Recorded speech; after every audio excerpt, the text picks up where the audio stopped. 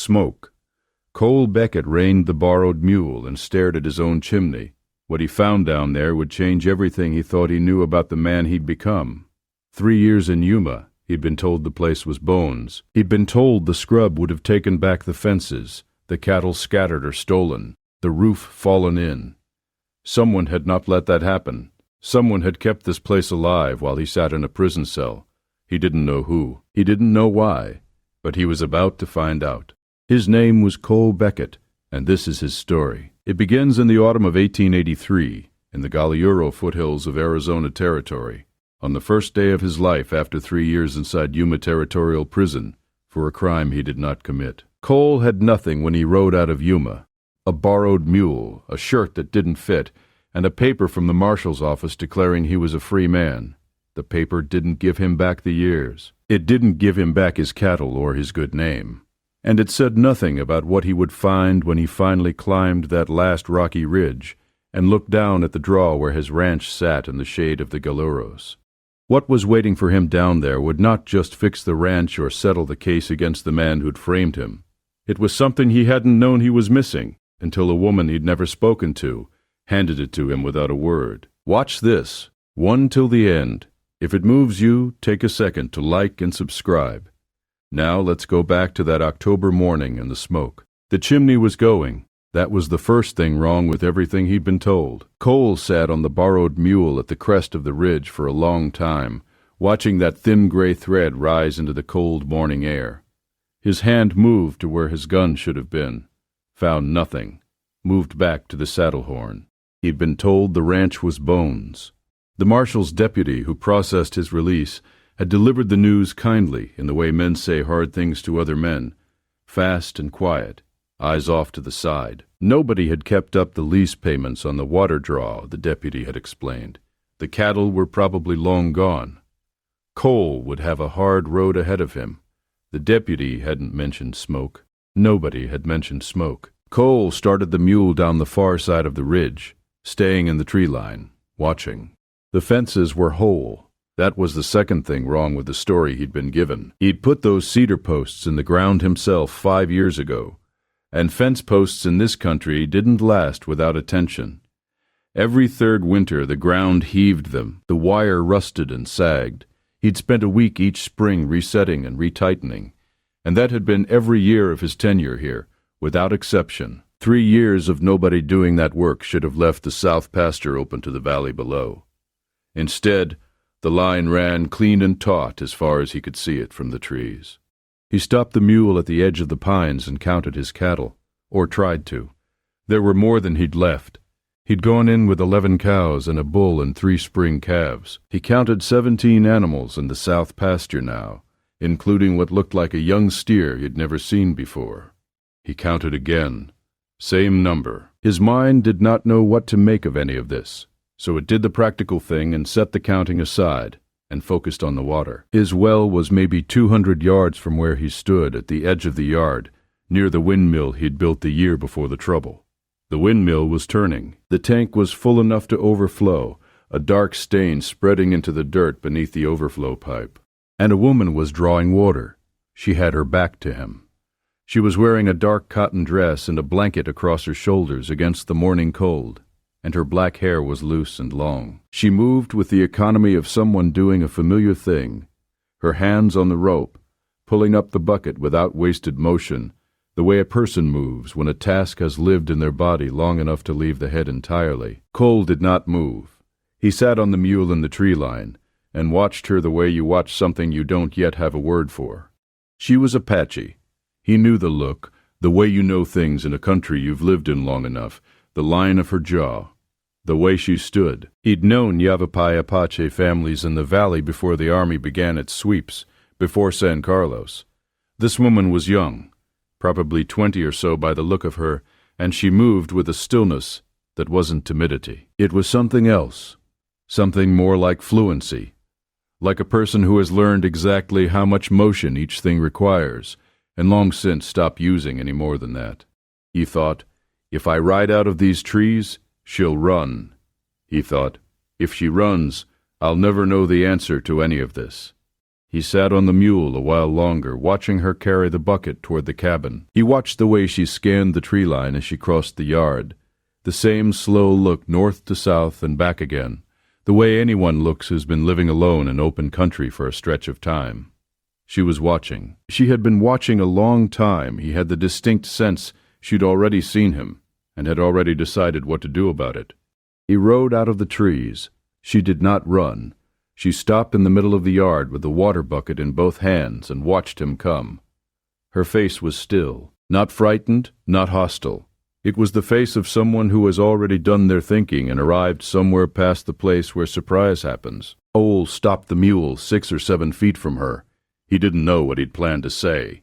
He was still trying to account for the fences, the cattle, the smoke, the well. She looked at him the way you look at a thing you've been expecting for a long time. "Your mule is tired."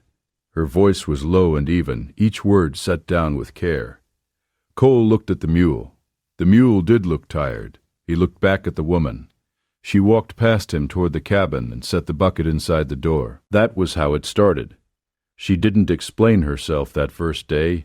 He didn't ask. There was something in the way she moved around the place that made questions feel premature, the way you don't ask a surgeon to explain her technique while she's working.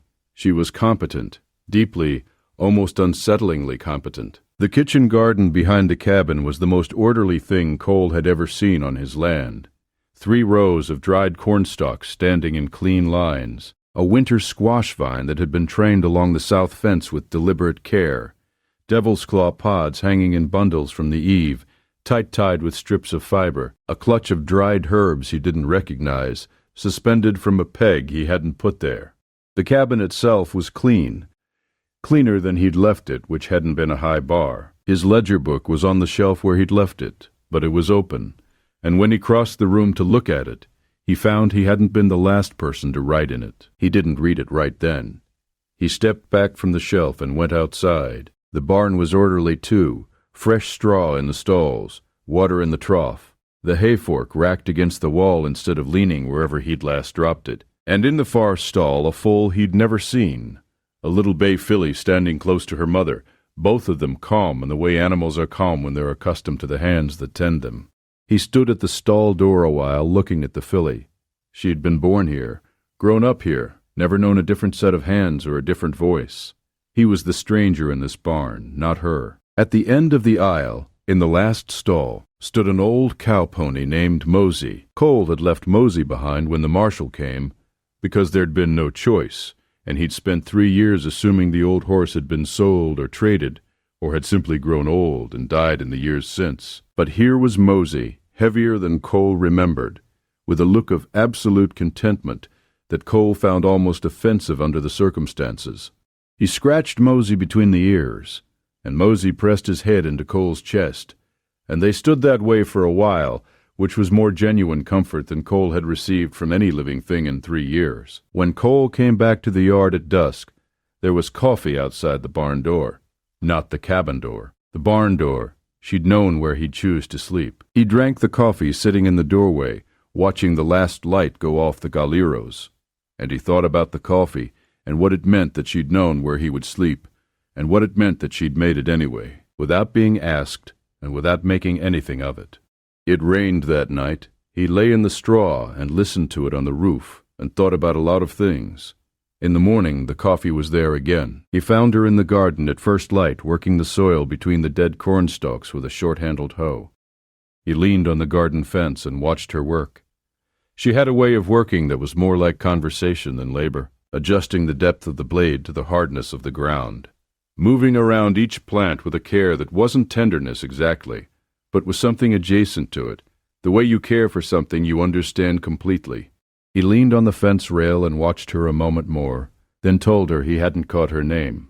She paused, not looking up. "Tch'inde." Then, after a breath, "The miners call me Tinde." Tinde, then. She didn't acknowledge the agreement one way or another, which he took for permission. He watched the hoe work the dry ground for a moment. How long had she been on the place? She set the hoe down and looked up at him, and something moved behind her eyes, a rapid calculation there and gone. 3 years. 3 years. The same 3 years he'd been in Yuma. Cole did the arithmetic without meaning to, the way you do arithmetic when the numbers land somewhere that matters. She picked the hoe back up. He stayed at the fence a while longer after that, not because there was anything more to say, but because leaving felt like the wrong thing to do. The morning light was still thin and cold, and the garden smelled of turned earth and something aromatic he couldn't name from the dried herbs under the eave. He had been in a cell for 3 years and a borrowed mule for 2 days before that, and the smell of a garden being tended was, he realized, one of the things he had forgotten was possible. Later that morning, while he was cleaning the ash from the fireplace, she told him where she'd come from. Not in answer to a question, he hadn't yet worked out how to ask it, but in the quiet way she told him most things when the information seemed to have arrived at the right moment for telling. An army column out of Fort Grant, she began, moving through the Galiuro country in the spring of 1880, taking Yavapai Apache families to the San Carlos Reservation. She'd been 18. Her mother, 2 brothers, and aunt. The column came through at night. Some families went willingly because the officer promised food and shelter, and they were hungry enough to believe him. Some didn't go willingly at all. That night was still with her in ways she didn't describe in words. The valley below had been full of voices, orders and crying, the sounds that travel at night when sounds travel far. And the soldiers had moved through the scrub in torchlight. She'd been up the ridge already, had gone up at dusk when something in the air changed the way air changes before a storm. That particular stillness. Her mother had sent her for water, and she'd gone up the ridge and seen the torches moving in the low country, and understood what they were before she could have explained how she knew. She'd run. She'd run in the dark through the scrub below the foothills, and she'd hidden in the first structure she came to, which was Cole's grain silo. Cole was quiet for a while. She had been hiding in his grain silo 3 years before Yuma, before the trouble with Jasper, when Cole had still been a man with a working ranch and a clear name. She had been 18 years old, and hiding in his silo in the dark while soldiers moved through the valley below. She had watched the torches through a crack between the silo boards, and listened to the sounds growing quiet, one by one until the valley was empty. Then she had waited until morning because she wasn't certain enough to move before light. The dark inside the silo was absolute. She had sat with her back against the grain barrels and tried not to breathe loudly, and thought about her mother. Cole thought about that night. He'd been 23, and he'd heard the column moving through the valley, and in the morning he'd found the silo door ajar, and he'd looked inside. There had been a girl in there, pressed back into the shadows behind the grain barrels, not moving, not making a sound, just looking at him with eyes that expected the worst. He'd pretended not to see her. He'd pulled the door shut and walked back to the house, and never told anyone. He'd gone about his morning chores and let the question of who had been in his silo become one of those things a man sets aside because the day is already full. He had forgotten about her, genuinely forgotten, in the years of work and weather and eventual catastrophe that followed. The small, careful thing he'd done seemed like nothing at the time. She hadn't forgotten. Cole looked at the kitchen garden, the corn, the devil's claw pods, the tidy winter squash, and he thought about what it meant to be a person who remembered a kindness that small for that long, and then held it long enough to build something from it. Tinde straightened from the fireplace and looked at him. Her voice was even, not flat, not performing composure, just even the same quality it had when she talked about the weather or the fence. The soldiers took my family. I didn't follow them. I had nowhere else. Cole nodded. She looked at the yard through the open door. Your land knew what it needed. I knew what land needed. He thought that was probably the most accurate summary of the last 3 years he was going to hear from anyone. It had a completeness to it, the way facts have when they've been turned over long enough, that all the unnecessary parts have worn away. She had worked the fences first. That was how she'd spent the first spring, after she came down from the foothills and began to move openly on the land. She'd known by watching from the tree line that no one was coming back for a while. The evidence was the untended fences, the unfed cattle drifting toward the south boundary, the windmill seized up and the water tank going dry. She'd watched for 2 weeks before she touched anything, waiting to see if anyone came to check. Nobody came. She learned the fence by walking it, all 12 miles of cedar posts and wire, and she walked every foot of it that first spring, reading each section the way you read a piece of work that someone else has left unfinished. Some posts had heaved over the winter, 3 or 4 inches out of plumb. Some sections of wire had gone slack at the staples. She pulled the wire taut by hand and drove posts with a maul she found in the barn, working eastward from the gate. So she always knew where she was. By the time she reached the northwest corner of the back 40, 3 weeks into it, her hands had toughened to the wire, and her legs had memorized the fence's rhythm. She knew every soft spot in the ground, every place where the terrain pushed the line up or down, every post that would need attention again by the following winter. The cattle she kept in the south pasture by repairing the south fence first. She fed the bull hay from the barn that first winter, the hay Cole had already cut and stacked before his arrest, stretching it through February by giving the cattle access to what they could graze from the scrub. In the spring she set a salt lick and moved the herd to the upper pasture, where the grass came in earlier on the south-facing slope. She found a heifer in the lower draw in April of that first year, one that had wandered through a gap before Tinde fixed the south fence. The heifer was thin and had a half-healed wound on her left flank. A cougar, probably. Tinde cleaned the wound with water and the inner pulp of a saguaro pad which her mother had taught her drew the poison from a cut the way it draws moisture from dry ground. She kept the heifer in the barn for a week, feeding her by hand until the animal stopped flinching from human contact. The heifer recovered. The next spring that heifer had a calf, and the spring after that another, and that was how Cole's herd grew, while he sat in Yuma being told the count would never change. The windmill she fixed by guess and by study. She had never worked on a windmill, but she understood that things that turned needed to be able to turn freely, and she climbed the tower with a rag and a can of machine oil from the barn, and found the gear assembly packed with rust and grit. She spent 2 days cleaning it, working carefully, taking the rust off without taking the metal with it, the way you take time on a thing you can't afford to break. The windmill turned. The tank filled. She stood at the base of the tower in the evening light, water spilling over the rim of the tank and soaking into the dust, and felt something she didn't have a word for in either language. Not exactly pride, not exactly relief, more like the satisfaction of having answered a question correctly.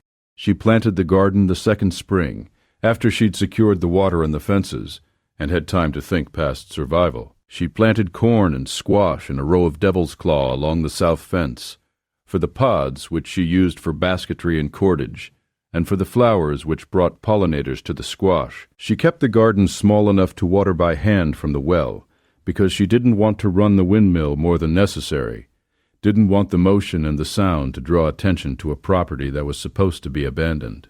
She also kept the ledger.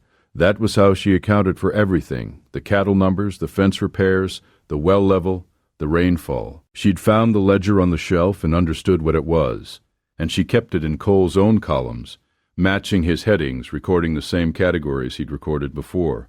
Head count, feed, water, weather, notes. She added a column he hadn't used and labeled it Visitors. There had been 2. The first was a man on a good horse, maybe a year after Cole went to prison, who had ridden slowly around the boundary of the south pasture from the ridge above. He hadn't come down to the ranch. He'd sat on the ridge and looked for a while and then ridden north.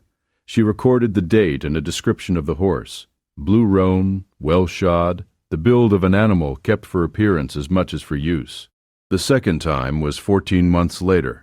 The same man, the same horse, but this time he came down to the fence line and stood for a while. He was looking at the cattle. He was looking at the fence. He was trying to determine whether someone was living here, she thought.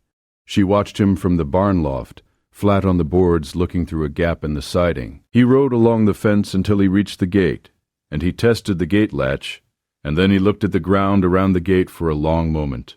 She had raked the ground around the gate the previous afternoon. She had been raking it every few days for several months, because a man who checks whether a place is occupied will look for footprints. He rode away without opening it. She recorded the date, the horse's description again, and a note. Tested the gate. Same man did not open it. Then she added a third line, will return. She was right. She just hadn't known when. Cole sat with the ledger at the kitchen table the evening of his 3rd day back on the ranch. The fire was going, and Tinde was working at something with her hands. Devil's claw fiber, pulling it into thin strands for cordage. She worked without looking at her hands, the way people work when the skill has moved all the way down into the fingertips. He read the ledger from the beginning. 3 years of it, feed weights and rainfall and cattle counts and fence work, all in columns as neat as his own, in writing that wasn't his. He got to the visitors column. He read it twice. Then he looked up. Tinde glanced across at him without stopping her work. The blue roan. The description matched the horse Jasper kept for good weather and good company, the one he'd always walked out of the barn when there was something to prove. Cole had seen that horse since they were boys, or horses like it in a line going back to the first animal Jasper had ever owned that was worth looking at. Cole set the ledger down on the table. He thought about Jasper the way you think about a thing you've turned over so many times in the dark that you've worn most of the edges off it. His cousin. His mother's sister's boy, which made them blood and neighbors both. And there had been a time when that had been ordinary. 2 young men on neighboring properties, competing for everything the way young men do, in the way that is mostly friction, and occasionally friendship, and usually both at the same time. But Jasper had soured somewhere around the time Cole acquired the lease on the water draw, and the sourness had set in the way mold sets into old wood, invisible for a while, and then all at once you push on it, and your hand goes through. The water draw was the thing. In this part of Arizona Territory, water was the draw in every sense. Everything else on Cole's land was ordinary. Ordinary grass, ordinary cattle, an ordinary cabin and barn. But the draw ran water in most years, and in a country where most everything ran dry by August, a water draw was worth more than a gold claim. You could sell a gold claim. You could not buy a reliable draw. Jasper had wanted it. Cole had the lease. Jasper had tried to buy it 3 times at increasing prices, and Cole had declined 3 times, not out of malice, not even out of stubbornness, but because the water draw was the only reason the ranch was viable. Selling it would have been like selling his lungs. The stagecoach robbery had happened in March 1880. Cole had been in Tucson on legitimate business, and his description had matched the description of one of the robbers, and his horse had matched the description too, and the case against him had been assembled by a territorial prosecutor who was either genuinely mistaken or something worse. Jasper had been very helpful during that period, very concerned, very present at the hearings, the way a man is present when he needs to see something happen. 6 months later, Jasper had the water draw lease transferred to his name, as next of kin, which was not how lease transfers worked in any jurisdiction Cole had ever heard of. But the county clerk had been a cousin of Jasper's wife, and apparently the usual rules had not applied. Cole had spent 2 years in Yuma waiting for that to be sorted out. The sorting finally came by way of an old man named Terrence Hoyle, the stagecoach driver who had wanted to die honest. Hoyle had told a priest. The priest had told the marshal. The marshal had told the judge. The machine had ground itself around until it produced Cole's release papers, and then the lease had come back to him too, technically by the letter of the territorial law. Whether Jasper would treat the letter of the law as the final word was a separate question. Tinde's ledger said, "Will return." Cole spent the next several days thinking about this while he worked. He reset a post in the east fence where the ground had heaved it, and he cleaned and oiled the barn hinges, and he walked the full length of the water draw to see what condition it was in after 3 years of neglect from whatever attention Jasper had or hadn't given it. He found it in good shape, the channel clear, the banks holding, the draw running at a good level for October. Better than he'd expected. He couldn't account for the good condition of the draw until he noticed the weeding along both banks, the cut scrub cleared so it couldn't dam the channel. That hadn't been Cole's work, and it hadn't been Jasper's. It was the same quality of careful attention that had gone into the fences, the garden, the windmill. All of that time, his mind was working on the same problem. There was no law close by. The marshal who'd processed his release was back in Tucson. The nearest town was a half-day ride. If Jasper came with men, which he would, because Jasper was not a man who came to problems alone when he could pay someone else to stand in front of him, then Cole would be out here with a borrowed mule and no gun. Except he wasn't alone. That understanding arrived slowly over the course of those days, the way understanding arrives when you're not looking directly at it. He wasn't alone on this land. He'd been alone for 3 years and she hadn't been, and there was a difference between those two states that he was still working out the dimensions of. He watched her those days, with the careful attention of a man trying to understand what he'd come back to. One morning she went out to the back pasture with a short rope and a bucket of oats, and Mosey came to the fence. He came when she whistled, actually, a slow 3-note whistle that Cole hadn't recognized, but Mosey clearly had, because the old pony lifted his head from 30 yards away and walked to her without hesitation, his ears pricked and his whole demeanor that of a creature who has come to expect something good from this particular person. Cole had stopped walking when he saw that. He stood at the corner of the barn and watched Mosey eat out of the bucket and push his nose against Tinde's shoulder, and watched her stroke the old horse's neck with the easy fluency she had with everything she tended. And he filed the thing away in the back of his mind without quite knowing what column to put it in. That evening, sitting on the porch in the cooling dark, he brought it up. She was quiet for a breath or two, not stalling, gathering. 2 summers, she said. He's a good horse to train. Pays attention. Then she told him the recall command from anywhere in the back 40, the response time she'd built over 2 seasons, the 3-note pattern she'd chosen because it carried without sounding like a person. It's useful, she said simply, to be able to bring a horse quickly. Cole sat with that for a while. She had taught an old horse a command that was only useful if you needed to move something large and fast into a yard without warning. That was not something a person thought of, unless they'd spent a considerable amount of time thinking about what might come. He put it to her directly. Had she known all along that the man on the ridge would come back? She looked at him across the porch. The light was almost gone. A man who rides out twice to look at an empty ranch isn't satisfied that it's empty. A pause.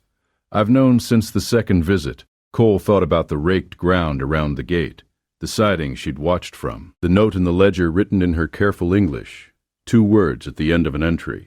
Will return. 3 months of raking footprints out of the dirt so a man on a good horse couldn't verify what he suspected. The horse, he said, among other things. He thought about other things for a while. The days settled into a shape after that. Not comfort exactly, not yet, but a kind of working arrangement that had its own rhythm. Cole fixed things, and Tinde maintained things, and sometimes they worked on the same task without discussing it, because the division of labor was self-evident most of the time. He set the rest of the fence posts. She harvested the last of the garden. He cleaned the rifle that had been in the barn since before Yuma, a lever-action Winchester that Jasper's men had apparently overlooked when they'd gone through the place. She stripped and oiled his saddle without being asked, because the leather had dried and cracked in places, and a cracked saddle was a problem waiting to make itself known at the worst possible moment. The second rifle he found in the barn loft, wrapped in oilcloth and tucked behind a beam so neatly that he wouldn't have found it at all if he hadn't been up there looking for something else. A single-shot Springfield, old but sound. He looked at it for a while and looked at the careful wrapping of it, and he understood that she had not forgotten it was there. She had been keeping track of every useful thing on this land for 3 years, the way you keep track of resources when resources are finite, and the margin for error is thin. He brought it down and cleaned it and loaded it and set it on the porch rail, where it sat in the evenings like a third presence at a table with 2 chairs. The conversations were sparse but not uncomfortable. He'd been around people who talked to fill space, and he'd found it wearing in Yuma the way other men talked because silence seemed to frighten them. Tinde had arrived at a place where silence was just another condition, like weather, nothing that needed filling, just something you passed through. He found that by the end of the second week, the quiet between them had a different quality than it had at the beginning. Easier, less provisional, less like a truce and more like a habit. She told him things about the land that she'd learned by living on it. The saguaro on the south slope fruited 3 weeks earlier than the ones on the north, which she'd tracked by observation over 2 seasons and couldn't explain, but had come to rely on. The draw ran best in the 3rd week of March, regardless of the winter snowfall. Something to do with the melt pattern on a particular peak she could see from the ridge. She'd been using Javapaw oil from the scrub north of the ranch to maintain the windmill gears since the machine oil in the barn ran out, and it worked nearly as well and was free for the gathering. Cole listened to this with the attention of a man who needed the information, but he was also listening to something underneath it, to the way she talked about the land itself. She didn't talk about it the way he'd always talked about it, as property, as something he owned and was responsible for. She talked about it the way you talk about something you have a relationship with, something that has its own logic you've been learning, that occasionally surprises you and occasionally doesn't, that you've come to know the way you come to know a person, by long observation and by all the small adjustments you make to it and it makes to you. One evening, the fire burned low, October moving toward its end, the mountains already holding the cold past sundown. He put the question to her that he'd been circling for 2 weeks, whether she'd thought about leaving during the 3 years, whether there had been a time when going somewhere else was the obvious thing. She was quiet long enough that he thought she might let it go. I thought about it every winter. A pause. Winter is the worst time to be alone. He understood that in a way he couldn't have explained to someone who hadn't spent 3 years in a 6x8 cell. The particular quality of time in winter, when you are isolated, the way it thickens, the way the silence stops being neutral and starts having a character, the way you find yourself listening to things you'd never listened to before, simply because listening is something to do. The cattle needed the fence, she continued after a while. Then, and I think I wanted to know what happened to you. Cole looked at the fire. He thought about the girl in the grain silo, 18 years old, watching him through the crack in the door, deciding in half a second whether to trust the silence of a man she'd never met. He thought about what it meant to carry a thing like that for 5 years. For 3 of those years alone on someone else's land, tending someone else's cattle, keeping someone else's ledger, and still be there, still turning the soil and walking the fence, and teaching the old horse's name. He had no word for it. He wasn't sure there was one. He sent a letter to the marshal in Tucson the following week, riding to town to post it himself. The letter named Jasper. It was long undocumented facts. The ledger, the visitor's column, the water draw transfer, the timeline of Hoyle's confession, and short on accusations, because Cole was a practical man, and he understood that the word of a newly released prisoner against the word of a well-connected rancher was a thin argument without evidence. The ledger was evidence. The ledger was dates, and a horse description in careful handwriting, which was more than most complaints arrived with. He came home from town, and Tinde listened to the account of the letter without comment. Then she went out to the pasture and whistled, and Mosey came. Cole watched her run the exercise, the whistle, the response, the reward of oats and the flat-handed stroke along the horse's neck, and understood she was reinforcing something she expected to need soon. She had been ready for this longer than he had. She'd been ready in some sense for 3 years, and he was still catching up. The evening Jasper came, Cole saw the dust first from the ridge above the south pasture. 3 riders from the north, moving at a careful pace that wasn't casual and wasn't urgent. The pace of men who have made their decision and are simply closing the distance. Cole came off the ridge and walked back to the cabin without hurrying. The sun was in the last hour before the Galiuro swallowed it. He had exactly that long. Tinde was in the kitchen when he came through the door. She read his face, and then looked at the window, and then back at him. 3 riders from the north, maybe 20 minutes. She went to the back of the cabin and came out with her blanket and the Springfield, and carried the rifle to the porch rail and set it there. She wrapped the blanket around her shoulders and settled into the chair near the door, the chair Cole had noticed her use most often, from which she could see the entire yard without being obvious about it. Cole loaded the Winchester and stood in the doorway. They came into the yard at an easy walk, Jasper in the center on the blue roan, 2 hired men flanking him with the flat expressions of men who work for wages and have no particular feeling about the specific work. Jasper had put on weight since the last time Cole had seen him. Prosperity weight, the kind that accumulates when a man eats well and works less. That fills out the jaw in the middle and makes a man sit his horse like he's comfortable being seen. He looked at Cole. Then his eyes moved to Tinde on the porch. Something crossed his expression, not surprise exactly, more like recognition arriving at a calculation. He'd seen her before. He'd seen her from this yard 14 months ago, and he'd ridden away without being able to determine whether anyone was living here. Now he knew. Cole stepped off the porch into the yard. Jasper opened with pleasantries in the way a man opens pleasantries when he's already past the point where they matter. A surprise to see Cole back. He'd heard Cole was out, Hadn't realized he'd come back to the property. The land had been sitting idle, he said. A waste. He'd been thinking about the lease situation, whether it had lapsed, whether there might be some kind of arrangement. The lease came back with me, Cole said. Jasper smiled the way men smile when they're not surprised by the answer they've been given. His hand stayed on the saddle horn. The two hired men had shifted their weight in the stirrups, the way men do when they're deciding whether to become part of something. Cole told him about the letter. Named Jasper specifically, he said. Sent it to the Tucson marshal. The marshal, Jasper said, was far away. That was true, Cole agreed. They looked at each other the way men look at each other when the talk has run out, and what remains is simpler than talk. Jasper's hand moved. The whistle came from behind him. 3 notes, slow and carrying. Then the sound of hooves building fast across the back pasture, and Mosey came up through the dry wash at the back of the south pasture, head down and moving hard. 60 feet of ground-eating gallop that broke into the yard from behind Jasper's hired men and put 1,000 pounds of moving horse between them and the fence. The roan shied hard left.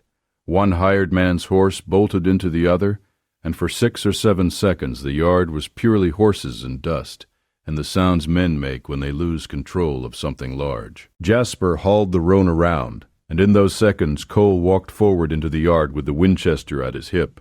The dust settled. One hired man was on the ground. The other was 30 feet away, fighting his horse in a tight circle, not looking at anyone. Jasper found Cole in front of him, found the Winchester, stopped. Cole laid it out plainly. The marshal had the letter named Jasper, and the dying man's confession had also been specific, because dying men tend toward specificity. Terence Hoyle had spent his last weeks in that particularity, naming every name, getting every detail right, the way a man does when he's decided that the weight he's been carrying should finally go somewhere useful before it goes nowhere at all. All of that was already in Tucson. What happened in the next few minutes was going to follow Jasper there either way. The only question was the shape of it. Jasper looked at the Winchester. He looked at the ranch. He looked at Tinde on the porch. His hand went for the revolver at his hip. The shot was flat and immediate, the single-shot Springfield speaking once from the porch rail. Jasper's revolver left his hand and hit the dirt, and Jasper grabbed his right wrist with his left hand and made a sound. The wound was in the wrist, not the chest, not the head. The wrist, that was a choice. Cole kept the Winchester on Jasper while he retrieved the revolver from the ground. He looked at the 2 hired men. North, he said, and keep going. They looked at Jasper, sitting his horse with his right arm pressed to his body and blood on his sleeve, and his face the color of old ash, and they made the reasonable choice. Cole stood with the Winchester until the sound of their horses was gone. Then the yard was quiet. The light was going. Jasper sat his horse alone, bleeding from the wrist. The marshal from Tucson arrived 2 days later, faster than the distance should have allowed. Cole suspected the man had already been riding when the letter reached him. Jasper came in with him, or was escorted by him, the wrist wrapped and splinted by the doctor in the nearest town. The marshal read the ledger. He spent a long time on the visitors' column, turning back to reread it twice. He looked at Tinde and asked about the horse, description, dates, and she gave him both without elaborating, in the level way she answered questions when plain accuracy was what was needed. The territorial case took 4 months to work through, the Hoyle confession, and 2 additional witnesses who'd been present when Jasper discussed the robbery plan, and who'd stayed quiet until staying quiet became less safe than speaking. Jasper went to Yuma. Cole didn't take pleasure in that particular irony, but he didn't pretend it wasn't there. The water draw lease was confirmed in Cole's name, properly and permanently in January. The world rebuilt itself the way things rebuild after they've been knocked down. Not all at once, and not without evidence of the damage remaining in the places where you looked for it, but with a kind of steady accretion that is its own argument against giving up. 1 fence post, 1 heifer, 1 season of corn, 1 entry in a ledger that someone kept because it was the right thing to do, and there was no one to tell them so. The months after Jasper went to Yuma had a different quality than the months before. Not easier exactly. There was still the water draw to manage, the cattle to winter, the 100 practical demands of a working ranch in the Galiuro foothills. But the anxiety that had underlain everything since Cole's return, the watchfulness, the rifled porch rail, the raked ground around the gate, was gone, and in its absence the work felt like what it was supposed to feel like, which was just work. Tinde stayed. There was no question of her leaving.